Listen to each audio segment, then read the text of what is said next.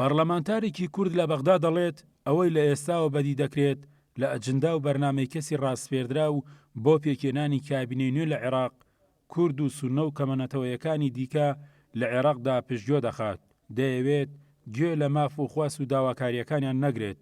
حەسەن ئاڵی پەرلەمانتاری کورد لە بەغدا تەئکید لەوە دەکاتەوە ئێمە وەکو کورد دەمانەوێت مافەکانمان بەپێی یاسا و لە چوارچێوەی دەستوری هەمیشەی عێراقدا دەستەبەر بکرێت. ئەوەی کە دەیبینین لە سەرەتاوە محەممەد جەنابی محەممەد تۆفیق عەلاوی ئێستا بە ئاشکرا دیارە کە وەلای بۆ شیعەکان هەیە و لە ناو شیعەکانیشدا وەلای بۆ سەدرەکان هەیە.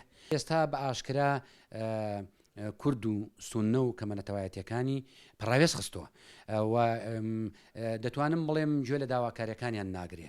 لەبەر ئەوە ئێمە وەکو هەرێمی کوردستان ئێمە دیارە ئێمە چیمان ئەوێ ئێمە ئەومان دەوێت لە چوارچێوەی دەستور و یاسا کار بە دەستوری عێراقی بکرێ. بەڕای ئەندامێکی ئەنجومەنی جێبەجێکردنی یەکگرتووی ئیسلامیش تەنها کورد دەتوانێت لە ڕێگەی یەکدەنگی و یەکهەڵوێسیەوە شەڕی بەدەستێنانی مافە یاسایی و دەستوریەکانی خۆی بکات.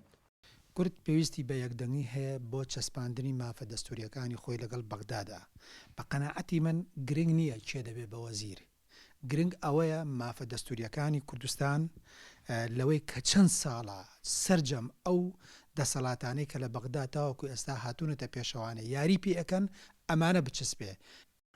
وتەبێژی حیزبی سۆسیالیست دیموکراتی کوردستانی شاماژە بۆ ئەوە دەکات پێویستە سەرکردایەتی سیاسی کورد و حکوومەتی هەرێم چاو باڵوێس و بەرنامەی ڕابردووی خۆی دابخشێنێتەوە کە تا ئێستاشی لەگەڵدا بێت لە هیچ کام لە کابینەکانی عێراقدا زۆر پرسی چارە نووسازن کە هەڵپەسێدراون و بەبێ چارەسەر وەک خۆیان ماونەتەوە.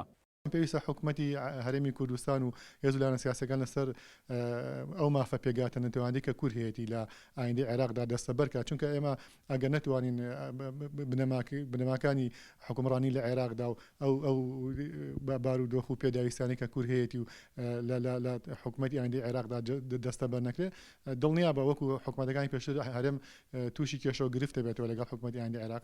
مادەی 140 دەستوری هەمیشەی عێراق و بودجە و شایستەدارایەکانی هەرێم و چەندین پرسوبابەتی دیکەی چارەنووساس یەکێک بوون لە هەرە کێشە دیار و بەرچاوەکانی نێوان هەرێم و بەغدا.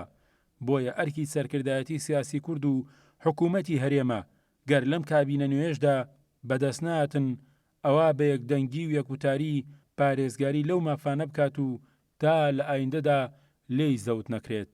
گۆران سەید نووری، گەلی کوردستان، سلێمانی.